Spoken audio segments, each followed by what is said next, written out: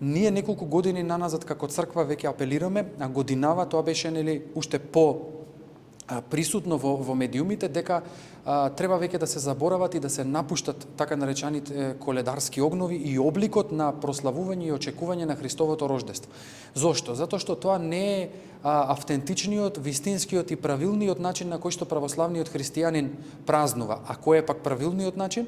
Тоа е храмот, тоа е богослужението, тоа е богослужбениот циклус, тоа е литургискиот простор, односно сите да бидеме во храмот повторно како заедница. Вториот момент, посте. Ние го нарушуваме постот со таквиот начин.